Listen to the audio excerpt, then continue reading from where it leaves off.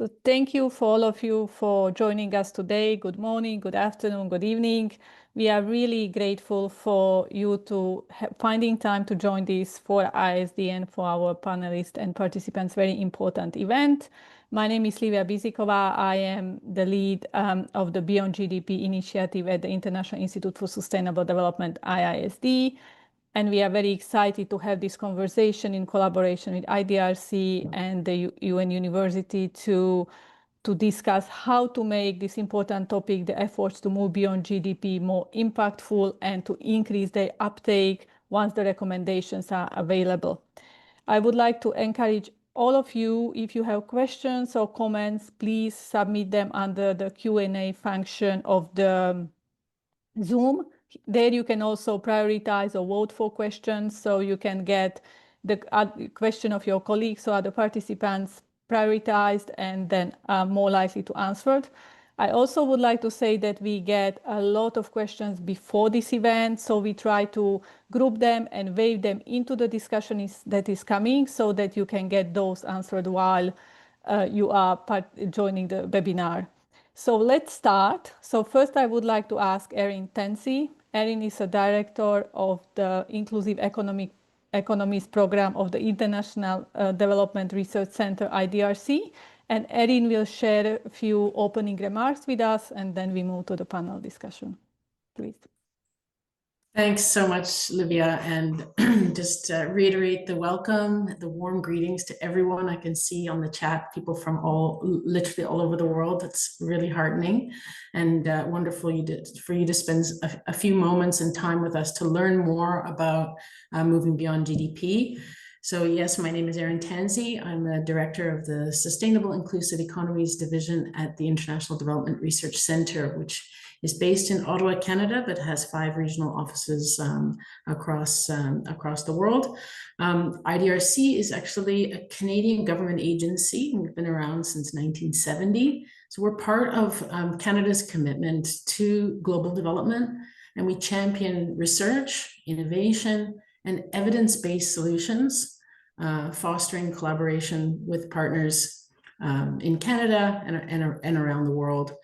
And what we're trying to do really is to address the most pressing challenges faced by developing countries. And we've got a long-standing history of working with researchers and institutions throughout the Global South. And the Beyond GDP movement is no exception. So at IDRC, we believe that evidence and learning are not simply complementary to policy reform, but they're essential to driving, to scaling, and sustaining meaningful change.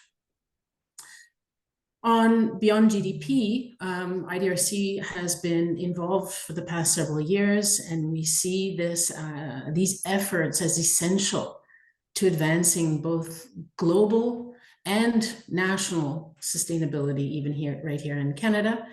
And effective policymaking, of course, must be grounded in robust and relevant evidence.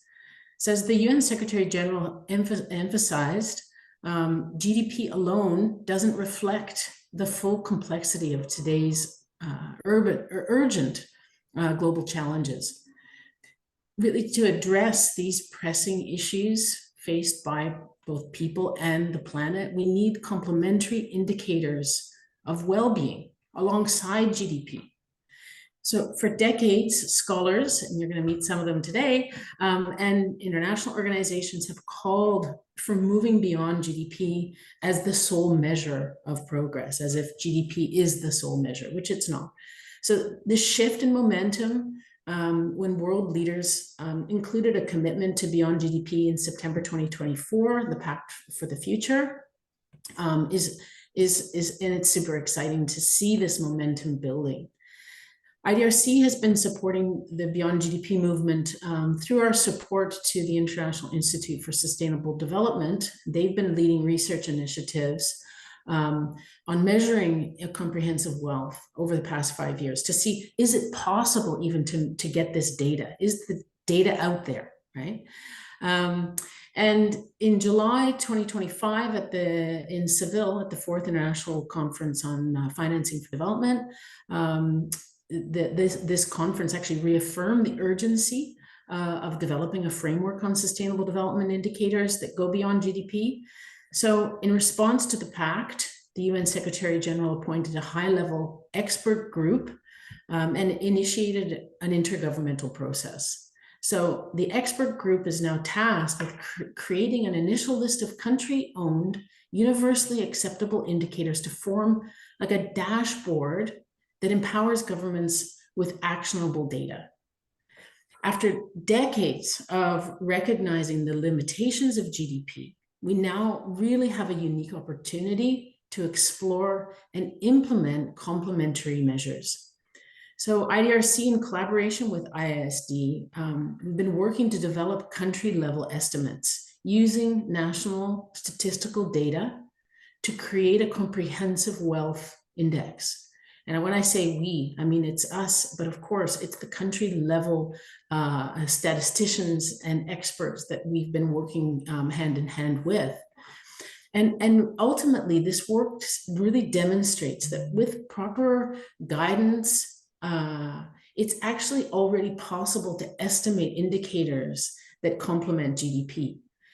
The tricky part is implementing policies based on these indicators. That still remains a challenge. And another example, just from my specific, one of the most, areas of interest close to my heart, is our work on the care economy, which highlights really the long overlooked contributions of caregiving, which is essential for human life, but is yet still not counted and invisible in our GDP measurement. So that's an area also, I think, of that is being explored more in depth. Just a few examples, just to underscore the current momentum and potential to support countries in adopting meaningful, decision-relevant indicators beyond GDP. So not to take up all the time, this event now that you're going to be hearing will focus on a critical question. How can we ensure the recommendations of the UN Working Group on Beyond GDP are actionable and widely adopted? So I now will introduce our wonderful moderator, Nicole Goldin, who is the head of the Equitable and Development, she is the head of Equitable and Development at UNU-CPR and a non-resident fellow at the Atlantic Council. So over to you, Nicole. I'm looking forward to our discussion this morning. And I know already we've got lots of questions to get through, so I'm looking forward to it. Great. Thank you so much, Erin, for the kind introduction and for really already starting to frame and put your own experience and IDRC's vast work with especially with IISD into context. This is, as we know, a critical week, and we are so honored. I'm so honored to be kind of helping kick off UN General Assembly and High Level Week with this really timely and critical conversation. As you said, Erin, this movement, if you will, has been growing, and it has been gaining resonance for some time. I worked, almost 15 years ago now to release the first ever Global Youth Wellbeing Index, and these issues were already very critical in how we were thinking about and defining well-being. We've seen movements and developments, whether it's happiness measurements or other kind of different kind of studies and frameworks that are feeding in. And so we know that, to your point, that data is really critical. And as we think about the financing for development agenda, as you mentioned, and as we think about these next critical last 5 years of accelerating impact for the SDGs, we know that data challenges have been part of some of the impediments to achieving the SDGs and targeting those investments and those interventions. So I think this is just a really kind of critical conversation. Like you, I was pleased to see the Secretary General act on the Pact for the Future call and appoint the expert group to really help lead us both from a technical as well as a process. And so we have the next 45 minutes or so to help unpack and help us understand, as you said, the kind of both the methodological and the mechanisms that are going to kind of bring this forward. And we have a really fantastic group of experts to help us do that. We've got two members of the expert group that we are going to hear from next. We've got Enrico Giovannini. He's professor at the University of Rome and scientific director of the Italian Alliance for Sustainable Development, and as I said, a member of the expert group, as well as Naila Kabeer, emeritus professor at the Department of International Development and Faculty of International Inequalities at the Inequalities Institute, at the London School of Economics, one of my alma maters as well, and a member. And then we're very lucky to also have with us to sort of lend their experience and expertise to this conversation, Csaba Kőrösi. He was the 77th president of the UN General Assembly and co-chair of the UN Open Working Group on Sustainable Development Goals. So somebody that is going to help us really understand the processes and how these play out. And of course, last but not least, I'm very pleased to be joining again with a friend and colleague, Attiya Waris, Faculty of Law, University of Nairobi, Kenya, and the House of Fiscal Wisdom in Kenya. So with that, let us get to it. And again, just to reiterate, as Livia mentioned earlier, we had so many questions already submitted, so we've tried to weave them in, and we will continue to engage with you and hear your questions and comments as we go. So without further ado, Enrico, let me turn to you, if I may, and ask you to please just briefly give us the kind of main focus and timeline of the working group, the Secretary General's Expert Working Group on Beyond GDP. Thank you very much. Good evening, good morning, good afternoon to everybody, and thank you for inviting me. I've been working on these issues over the last 25 years as a former chief statistician of the OECD, president of the Italian Statistical Office, and then when the UN was preparing the 2030 Agenda for Sustainable Development, I co-chaired the group on the data revolution for sustainable development. So this issue has been on the table of political leaders for a while. Several countries have implemented their own systems, several OECD countries, non-OECD countries. In Italy, we did, I think, one of the best systems because it was also embedded in the cycle of the budget laws. And now it is clearly described in the Pact of the Future, as it was said before. We have to finally, and this is the group slide 4, make recommendations on how to move forward. This is not a technical issue. This is a political issue. Because in 1994, when the US government decided how to build the GDP core, if you wish, and they decided to go for the British school based on the amount of production, their political goal was to demonstrate that capitalism was able to produce more stuff than communism. And that was the political question at the time. Of course, today we have a very different political questions in terms of social justice, in terms of environmental sustainability, but also economic development. The group has been working immediately through hearings for inviting some of the leaders of the initiatives run around the world on this topic.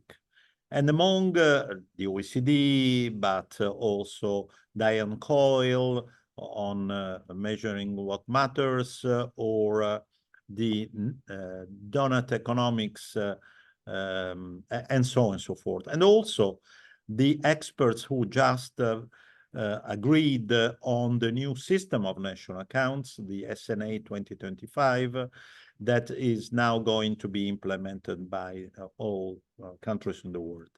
Among these hearings, I had the pleasure also to show the work that we had done at the Joint Research Center, JRC, of the European Commission, exactly on the measurement of sustainable and inclusive well-being, which looks a little bit the converging heading according even to recent papers published on international journals, is a definition that captures most of what we want to measure. We are still discussing whether it's sustainable and inclusive well-being or sustainable and equitable well-being.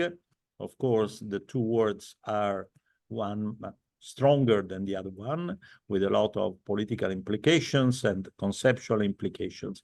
But we are also looking at other dimensions. Our aim is to produce a report by the beginning of 2026 to be submitted to the UN General Assembly with a possible agreement by by August 2026, before the new UNGA is established. One point that, in my view, is extremely important, and then I will stop.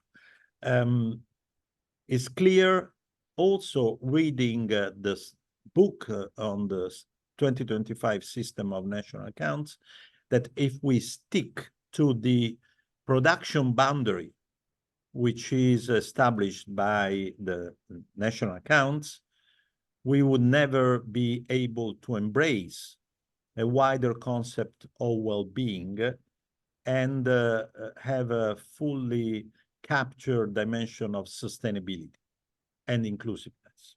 Not only due to practical difficulties in implementing the SNA by, for example, sectors of economy using microdata to identify inequalities and so on, but because the concept is still built around market economy and is not focused on people's well-being and planet's well-being. This is an important point that we are discussing, whether we should follow a human-centric approach or to put on the same level the human-centric and the planetary dimension. Not to discard the environmental dimension, but whether we have to be focused on people's life or also to well-being of the planet. So I stop here just to, I hope that I've given the picture of the complexity of the topic. The good news is that there are so many developments in this field on which we can build, and I hope that we will be able to deliver what the Secretary General asked us, also to launch a research agenda that could lead, for example, to the redevelopment of system of national accounts on different hypotheses and, let's say, boundaries. Thank you.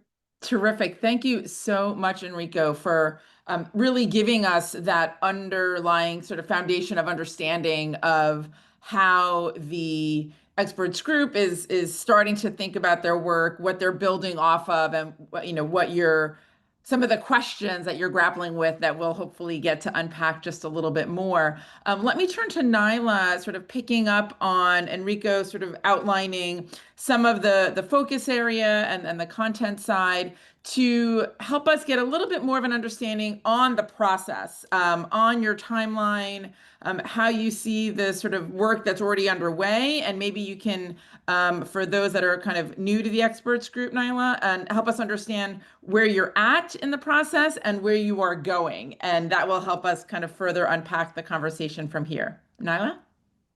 Okay, thank you, Nicole. I hope that people have already got a sense of quite how ambitious a task this is. And I think Erin's opening remarks about it being widely accepted and acted upon, etc., is itself extremely challenging. I think the good news, I think that the expert group, the people who make it up, are on the same page, roughly. There may be some tensions around what the wording should be, and because words carry meanings. But nevertheless, I think we are all agreed on the point that Enrico made, and that is to limit ourselves to the definitions that have been laid down by the GDP and the SNA, would be to really miss out an opportunity to include in our policymaking all the aspects of life that count, life on the planet and life in our own human. So the 14 people who make up the expert group, I'm not quite sure how we got chosen, but we were approached, and I think most of us probably said yes. And we have 2 co-chairs and someone responsible for writing up the report. What we've been doing, I think, again, there has been so much work on this, right? So many of us have been critical of the GDP, not in terms of what it's trying to measure, but in terms of what it says it's also measuring. So it's reasonably good at measuring what it says it's measuring, but claiming beyond that is problematic. So there is a lot of literature around, and it has been there from the very beginning of the GDP. So I think, in a sense, we are all standing on the shoulders of giants, right? There have been some amazing, I mean, the OECD work, all of this work is all there. The challenge is, how does one compress and identify a set of indicators that is likely to A, capture what we want to capture, and B, have buy-in from very many different countries. To some extent, I think the OECD had a reasonably simple job. They were talking to people at the similar levels of GDP, similar cultural levels, give or take a few welfare regimes, but on the whole, that was a like-minded group. We are now talking about measures and indicators and definitions and concepts of well-being that will be accepted by the larger community. I think the good news is that this push came from the member states. So there is interest in the member state for seeing a Beyond GDP agenda. I don't think we're being asked to rejig the GDP, the SNA, that's there. We can certainly draw attention to what is either excluded or is invisible. I think that's one of the issues. And one of the ways that we're doing it is we've had, as Enrico said, we've had presentations from a whole number of people, you know, Kate Raworth from the Donut Economics, we've had Kate Hoyle, we've had many, many people. And it's very clear to me that the SNA has moved considerable distance in trying to address some of the critiques. So I think for us, the other thing that makes our work a little simpler is there are certain widely accepted domains of well-being, right? I don't think there's a lot of argument about health being important, education being important, work-life balance, etc. We also want to go into new territory, which is, for instance, one of our members has pointed out how individualistic a lot of the GDP measures are, and that they don't count things like social connections, you know, institutional resilience as part of what contributes. So that's something we need to do, make visible these other. I think another problem, if you like, is, it's my problem. Maybe other members don't have it, but my problem is everything is connected, right? So you can see a set of issues as a set of indicators as inputs, but those inputs are also outcomes which lead on to other inputs. Let's take education, right? Education is a critical part of human capital, very important to the GDP, very important to how we grow, etc. But it's also in and of itself an indicator of well-being. An indicator of well-being, because, you know, education is not just about being in the market, it's about life expectancy, it's about, in fact, I think according to the UNESCO report that looked at all the linkages between different well-being indicators, education is one of the most powerful on a whole range of other indicators.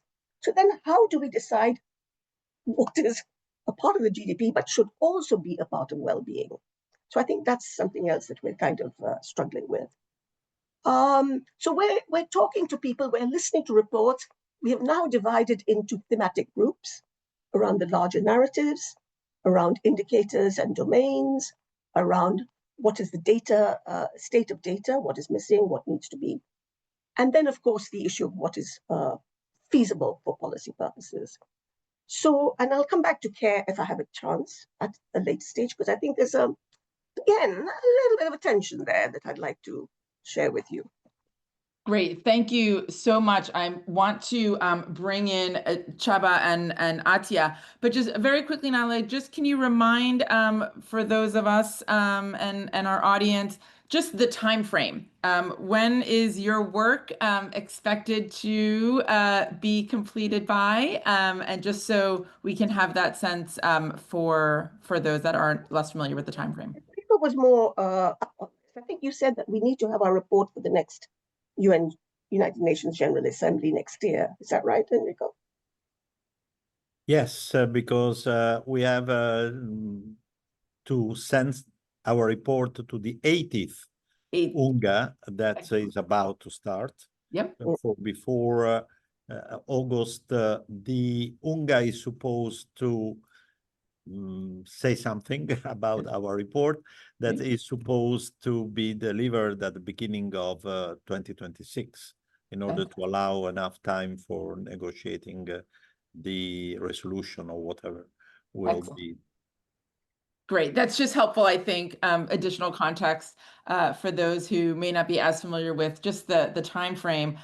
So many issues to unpack. I, was taken in particular by some of the challenges that you pose that we will continue to unpack. Let me bring in Csaba first. Let me just get your initial reactions, having been through similar processes to what we've heard so far from Naila and Enrico, as far as the issues around it being a political process in many ways, almost more than a technical process. I thought that was a really important point.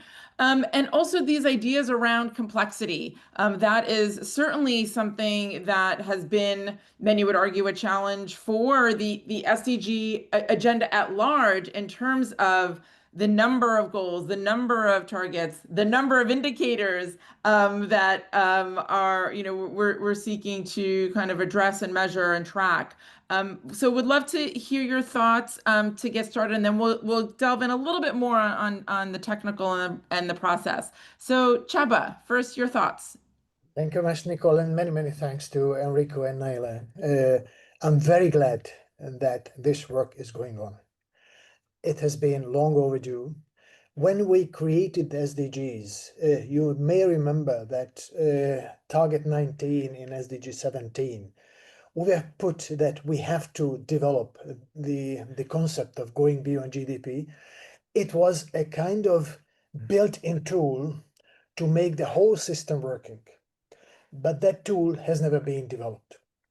And I was pushing for it, even as a president of the General Assembly, try to make it available for the SDG summit, for the summit of the future. It has always been delayed and delayed. It's a huge issue of our credibility, actually. When we created the SDGs, it was a global vision of transformation.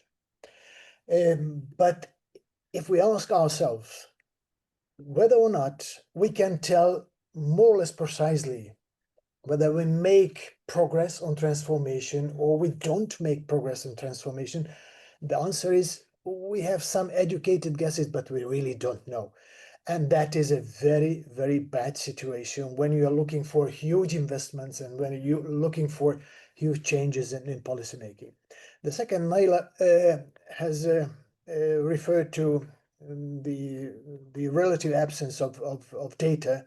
Yes, I agree. When we try to develop a similar system, even in the case of OECD countries, we discovered that about 30% of the necessary data is still missing, particularly when it goes to retrospective. When you build a system, of course, you have to take into consideration the time span of 20 years or so.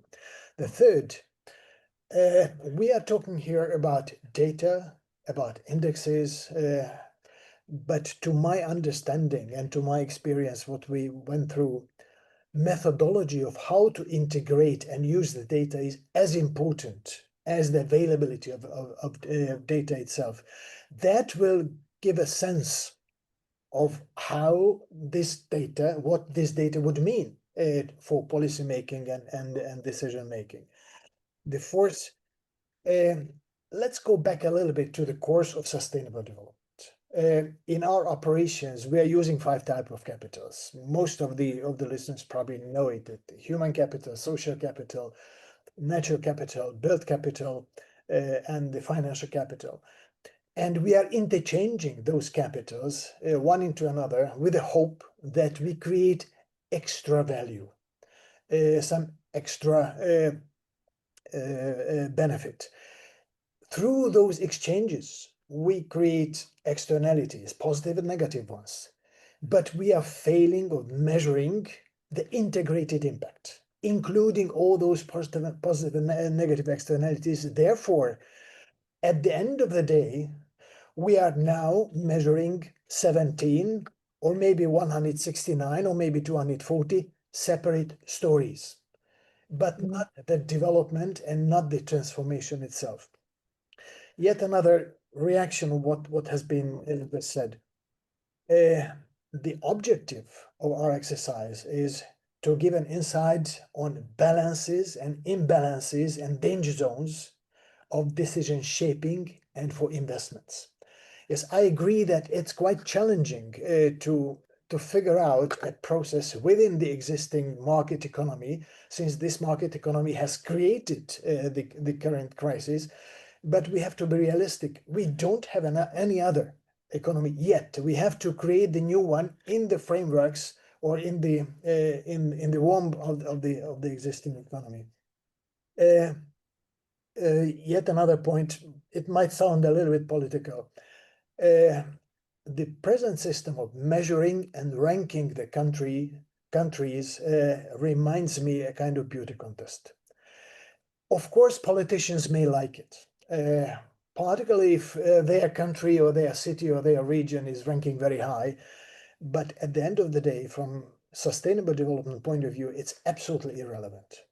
What really counts is how my country, my city, or my region is performing compared to myself. A year ago, 5 years ago, 10 years ago is far more important. The beauty contest ranking might be a kind of byproduct, but basically it has nothing to do with development. The system we are looking for must be flexible. Because as Naila also referred to indexes, countries are very different with their traditions, level of development, challenges, priorities, possibilities. So when we put together the system, put together the indexes and methodology, there should be a kind of liberty to a certain extent, what weight to give to certain areas in order to make sure that the development is really responding to the needs of the given country or the region, while still remaining in the framework of what we've agreed upon internationally. And therefore, though probably we'll come to that point later on, I really support the use of composite indexes because we need an integrated system. Thank you, Nicole. Thank you so much, Csaba. I mean, bringing up so many more points into the conversation, I fear we just won't have as much time as we could have this conversation all day.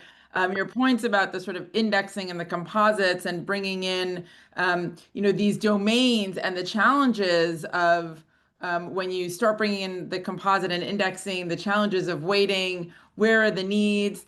You think about it as well, not only sort of the context and that, to your point, different people in different parts of the world have different challenges, but also at different stages of their lives, different domains may take on different relevance and priority. So it's really a challenge in how do we think about these issues. And I want to bring in Attiya to kind of get your initial thoughts, and then we'll delve into a little bit more, hopefully, on some of these methodological and process points that are already come up. So Attiya, your kind of thoughts, reactions, adding into the mix of challenges and issues that we're thinking about. Thank you very much. This is certainly a fascinating conversation, and so very excited to hear what the responses are going to be. I keep thinking about the human being And that's where I want to sort of come in from. And the first thing that occurred to me was we never talk about the Millennium Development Goals, but we're full on into the Beyond GDP in an SDG period. And frankly, 5 years towards the end of it, we should be talking about beyond the SDGs as well. So even as we're trying to fix problems that weren't fixed in the past, we're already carrying a global legacy of challenges that still are unfulfilled. So there's this almost like a historical trend from a very human perspective when you're looking at all of these indicators that are supposed to work. And I'm not an economist. I feel like I have to say that.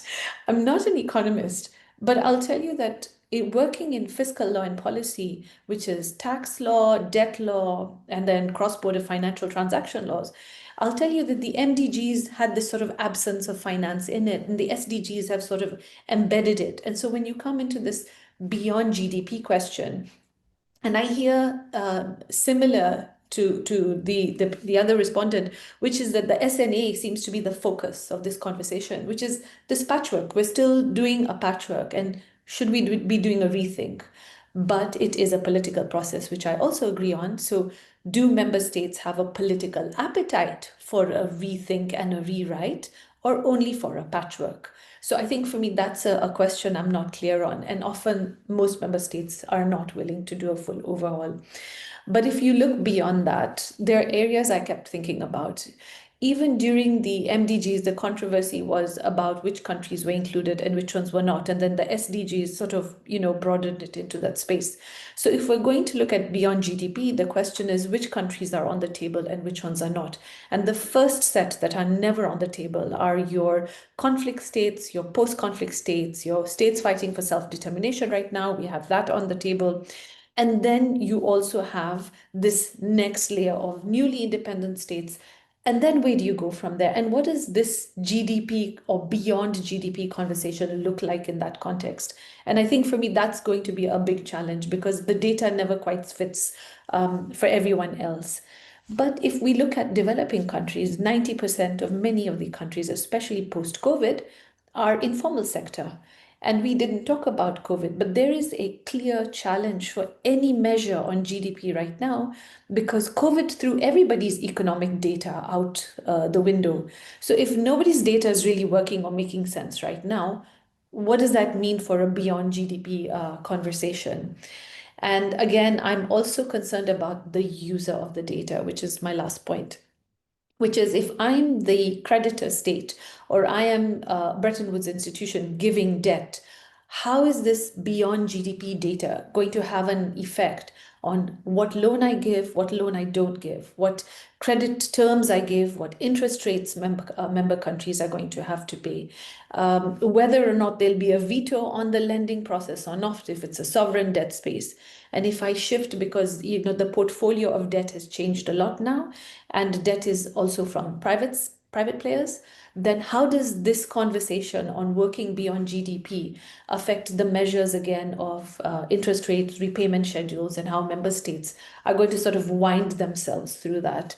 So I don't know, more questions than answers in this conversation, but looking forward to it. Thank you very much. Thank you so much, Attiya. And I'm going to actually stay with you for a moment and pick up on a couple of things that you just said and building on what our colleagues have already said. Your point about bringing this to a human-centered agenda and really centering this whole conversation around what it means for people. In a lot of this work, we're talking about data. We're talking about whether it's debt data, asset data, deficit data. I am curious how you think about the importance of perception data, because we know that not only do we have sort of gaps in the measured data, but that a lot of this is about policy relevance. It's about decision making at the individual, at the government level, and people. And this goes back to the point of it's about that I believe Csaba raised about your perception and how your status vis-a-vis how this responds to yourself. So I'm curious, how do you think what do you think the importance is of incorporating perception data that can, also help drive decision making and policy making and behavior? And how do you sort of see that as part of this conversation? Well, GDP data doesn't have that generally. I think it's predominantly economic data. And so what I think is perception data is really where the decision-making space is. It's where the politics of the space plays out. And honestly, from a perspective even of legislative drafting, very often it is the perception of the power imbalances that actually results in how laws are then drafted or treaties are then agreed on. And so I really think that's really important to have very clear understandings of how perceptions plays a part in a lot of this data. And if I give you a sort of a sidestep but important example, the African Union is setting up a credit rating agency, which is the first ever public rating agency in the world. Yet the only other rating agencies that exist are these 3 private ones based in the United States. But what you see is a perception that these 3 private rating agencies that have very limited access to most countries in the world are going to be somehow more reliable than this public rating agency where you will have access as member states and citizens and societies. And so what you start to see in where data is housed, how it is housed, and almost a preconceived notion of whose data is more reliable and then whose data is less reliable. It brings about big question marks, even on a conversation around beyond GDP. And so I hope that does get considered in that process. And of course, it would be remiss of me not to mention things like human rights indices and data around human rights perceptions, and the importance, which I think Naila was referring to as well, of making sure it's a very human-centered approach. Because at the end of the day, we can talk about people protecting and recycling and making sure they're more climate friendly. But if, on the other hand, we have a country that is exploding arms or testing arms on a regular basis, then your little peanut-sized carbon footprint has nothing on the carbon footprint of a whole country. And I think this perception and conversations around perceptions become also quite important. Thank you. I really appreciate your example there at the end of bringing in the climate, going back to, and we'll come back to Naila, but, her example and her earlier points about education. And I think about, if I'm a young person, it's not only the kind of skills that I'm learning, but my perception of whether I am going to be able to use those skills to then go out and get a job. Or on the other side, if I'm an employer, do I believe, that these are the kind of right skills to take forward? So really appreciate that. And we will come to you. Enrico, I see your hand raised, so I will come to you, but I'm going to weave in, I want to hear what's on your mind, but also weave in a kind of question that builds a little bit on the sort of perception data, which is, and then, so I'll weave this question in and then you can respond to both things.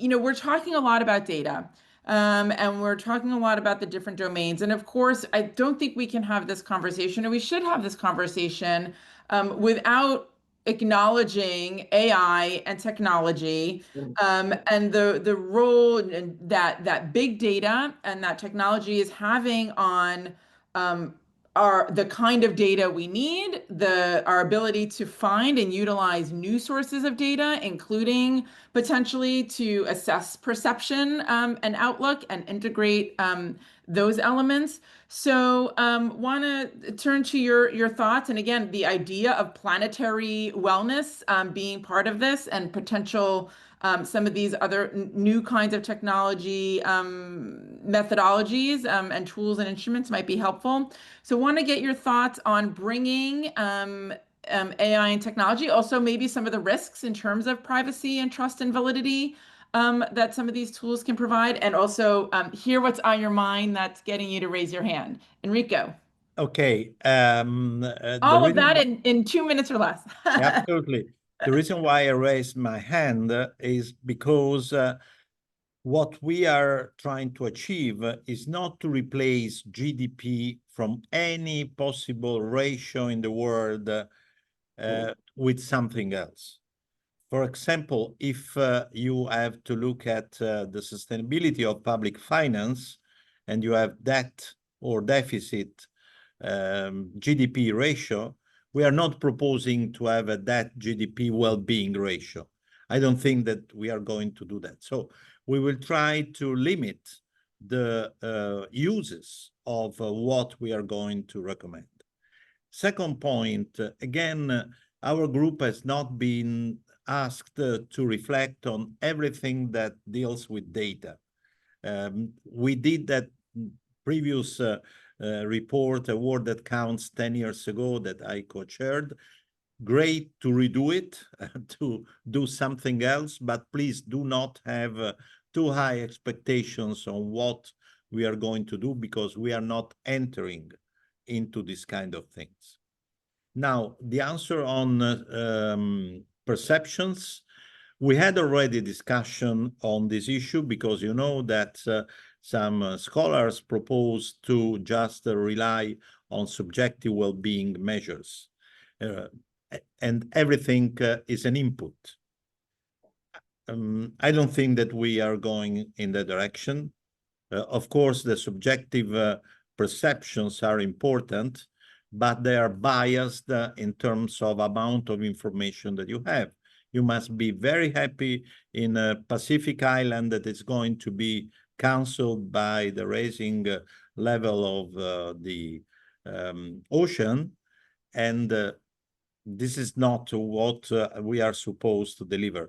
So my personal perspective, where I also helped in the 2009, the adoption of subjective indicators at international level, is that this will not completely replace objective measures, but should be anyway promoted as a source of information, and then we will see the final deliberations. Thank you. Great. Thank you very much, Enrico. And again, we'll come to our colleagues. Let me pick up on that and Naila, bring you back into the conversation here around this idea of perception. And you brought up also the point about, and it's been raised, the criticality of ensuring that beyond GDP, the results are furthering the equity and kind of inclusion mandate, really, that we all have. I would call it a mandate almost beyond an objective. How is that kind of factoring in? Is it a conversation around disaggregation? Is it, again, the conversation around the indicators themselves? Help us understand that aspect of the conversation and the methodology. Yes, sure. 2 points. One is about the perceptions, and then your point about. I think I don't think anyone on the group is arguing to replace objective indicators of well-being with subjective. But going back to the point that Csaba made, countries should not be competing only, or they should not be competing on how well they do on the GDP. They should be competing on how well they do by their citizens and how well they do by their planet. And if we can have proper indicators that suggest that not only by objective measures are we promoting health, well-being, education, a safe environment, all these things that matter to us, but we're also addressing issues around the planet. I think the issue of equity and inequality is, I think we will probably end up having a special domain that deals with the income inequalities, inequalities in welfare, health, inequalities in carbon emissions. Who was responsible for the carbon emissions and who was suffering from them? Who inequality in the adjusting for exposure to air pollution and heat pollution. I'm going a bit beyond what we've discussed, but I suspect that this will come up further down the line, because I think the point that you made, Attiya, is that we live in a very unequal world. And this business of these 3 credit rating agencies, I think you're right. No one is going to pay any attention to public agencies in African countries. But I think at the same time, they have a great deal of power over who gets to borrow, who is considered fiscally responsible, and so on. And I wonder if that can't be a part of the report, if not reflected in the indicators, that this group is well aware of the kind of world we're living in, of which countries are not being included because they're in situations of crisis, war, and so on. But I feel like the perception side of it is about democratizing the whole process, that we actually ask people and ask, politicians.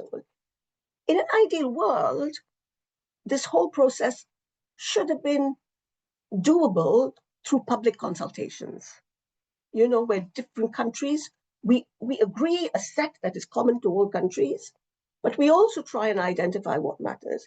But this is not an ideal world, and this would be far too complicated, I think, for this particular UN mission. But I know they do it in the OECD. They do have citizens' assemblies, public consultations.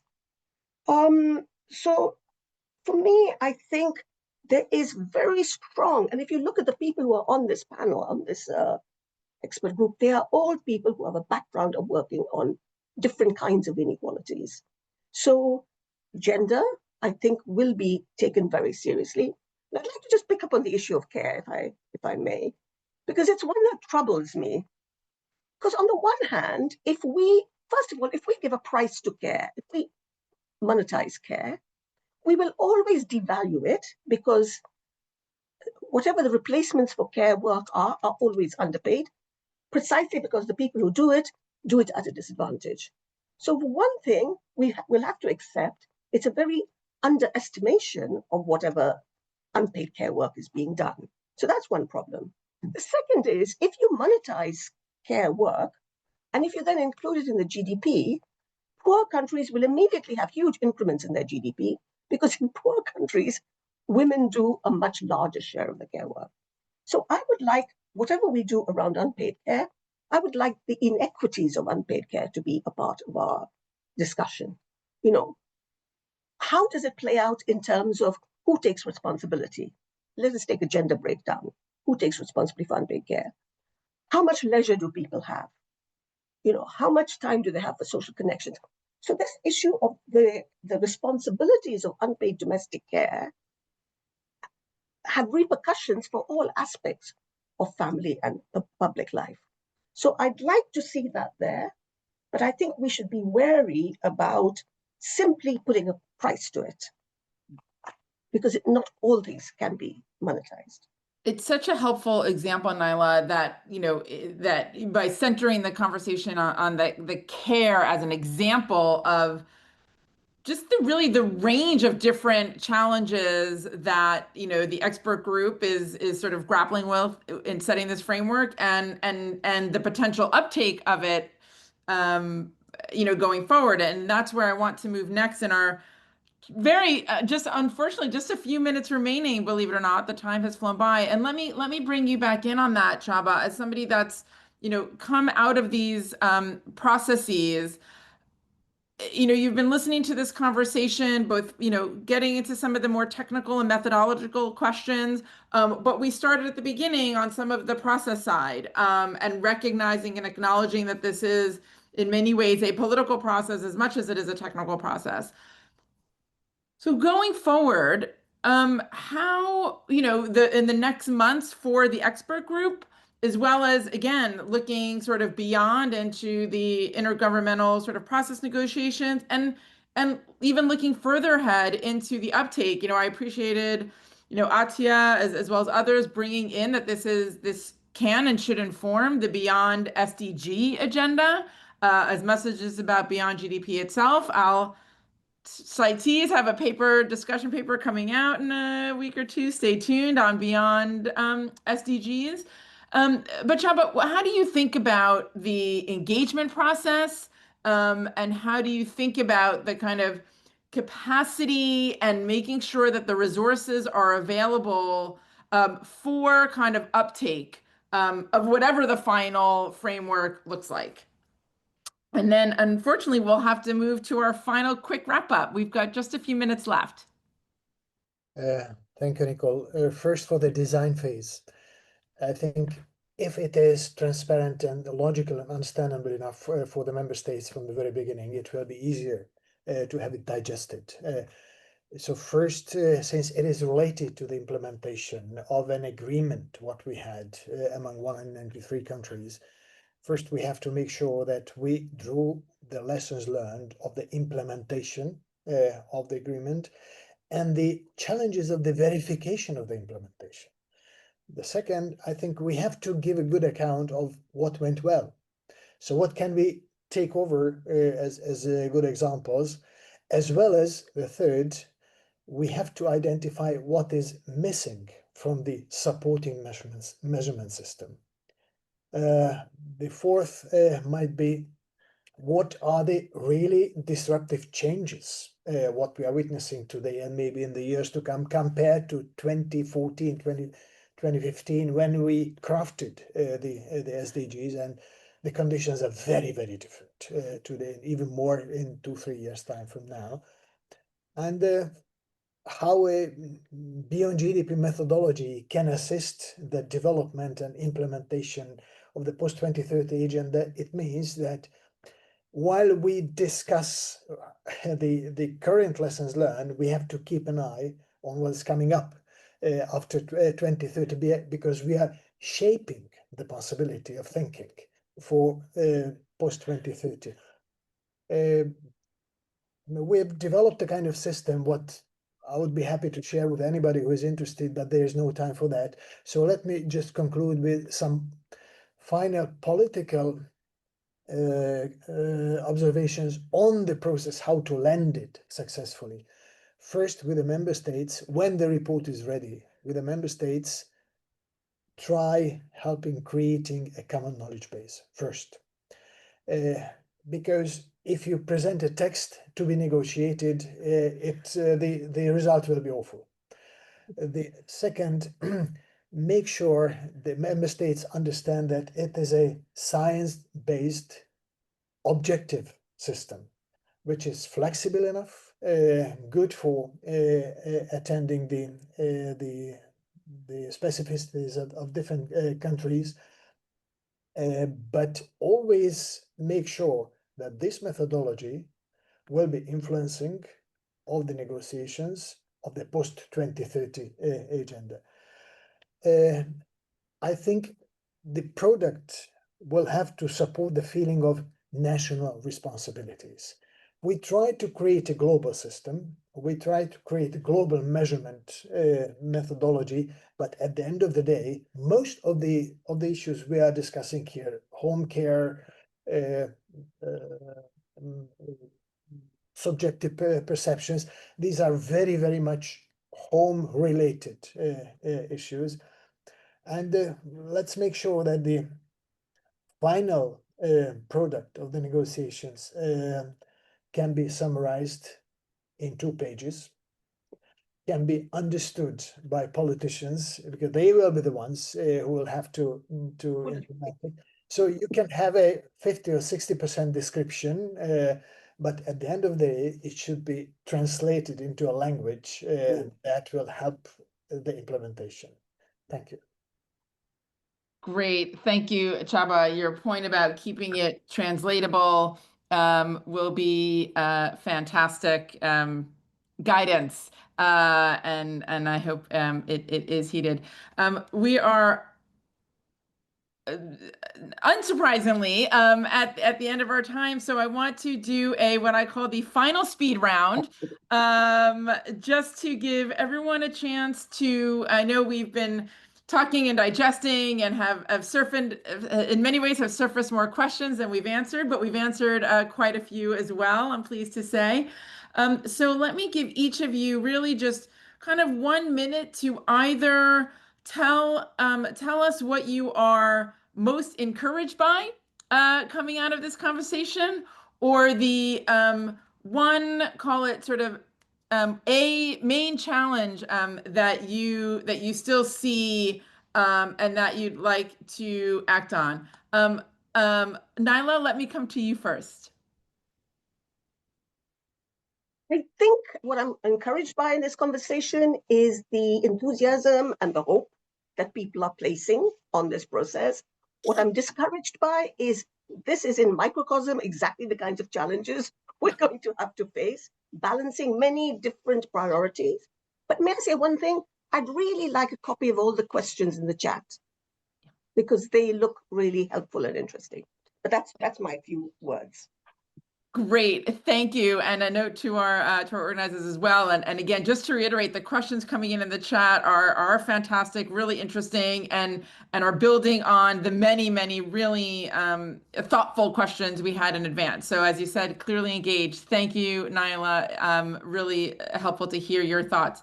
Csaba, let me get your final thought. Nicole, my first point would be, when we think about the final product of this long work, let's in our mind be not a beauty contest list. It is distorting the work.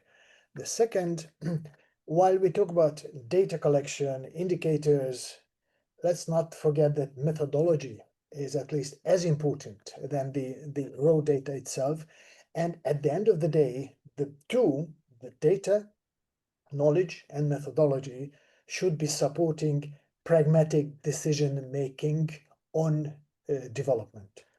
And the third, I think Enrico mentioned in the middle of the conversation, we are about to use AI for the development and implementation. So what are we expecting from that? We need to develop algorithms for uncovering patterns, create more reliable scenarios, better identifying danger zones and tipping points, and run simulations before investments. So if we can support with this approach the would-be system, I think we might have much better results at the end of the day. Thank you. Great, thank you, Csaba. And again, glad you kind of reiterated and reinforced my point about AI and technology. And again, I know the group is thinking about the inequalities, and I think we also need to remember that with the digital piece, there is a potential risk of widening inequality. So while we need to capitalize on the opportunities that it presents from a methodological, from a data perspective, we also need to think about it from a life perspective and really integrate digital, especially as we think about going forward. Okay, Enrico, final thoughts. I'm very encouraged by the number of attendants to this event, so congratulations, and I hope that we will continue to work. I would like to receive the list of questions that could be shared with the group. That gives us a sort of sample of questions. What worries me is the level of expectations, because whatever we'll be doing, there will be a lot of people saying, yeah, it's great, but this is missing, that is missing, blah, blah, blah, blah, blah, blah. And this is not the right approach, I think, because this work wants to stimulate member countries around the world to work seriously on that. And my last word is about modeling. I think that international organizations should work hard to build integrated economic, social, environmental models in order to simulate, as it was said before, the possible impacts on well-being, not only on GDP of the different policies. Therefore, IMF, World Bank, UN, whoever runs this kind of policy assessments, without talking about the national authorities, should immediately start asking themselves, are my models able to capture the complexity of what we are trying to measure? Because if you think that data, statistical data, solves all the issues, this is a big mistake. So we need data and models, and therefore right decisions or better decisions. Thank you. Great, thank you, Csaba. I mean, it's such an important point about, again, the national ownership. I mean, let's be reminded quickly that I believe it's about 65% or more, roughly 2/3 of the current sort of SDG targets and indicators are based on or require sort of local, national level implementation. So a really key point. And Attiya, that brings us to you. for a Thank you. final 30-second wrap up. Well, I will say that there's blood on the data. And I say that very specifically because when we work in spaces that we do with statistics and data, we have to always remember that if the data is wrong, somebody might die, somebody will get hurt, countries may collapse. And I think for me, that's something to keep very much center in focus. The second is the issue on inequalities. Those are deepening. And to remind everybody that only 40% of the African continent even has electricity. So only 40% has Wi-Fi. And so data is so connected to digitization that, yeah, for me, it's a big challenge. And my last one is that the conversation around the expectations, the politics, but also making sure that there's very clear delineation of what it's not going to cover and what it should not be utilized for, so that we don't have the scenario that the world is in right now, where data is used in the wrong spaces for the wrong purposes. And then, of course, the outcomes are of course, lopsided. Thank you very much. Thank you. Thank you all for staying with us. A few minutes past. I couldn't stop us. I was just so engaged. Certainly on behalf of myself, this has been a really insightful conversation, really central to the work we're doing on equitable development at the Center for Policy Research at UNU. A quick shout out, I did put in the chat a paper that my colleague Muzna wrote. Hopefully you'll all have a chance to take a look at that. But really just, again, on behalf of myself and our conveners, IISD and IDRC, thank you for convening us. Thank you for bringing me into this conversation. It's been a true pleasure. As Livia said at the outset, it's being recorded. We've been capturing the fantastic chat. And very much look forward to seeing this conversation continue. I will certainly be paying attention. And good luck the rest of the week and in the months ahead. Thank you. Thank you. Very much. Bye-bye. Bye, everybody. Thank you. Bye-bye.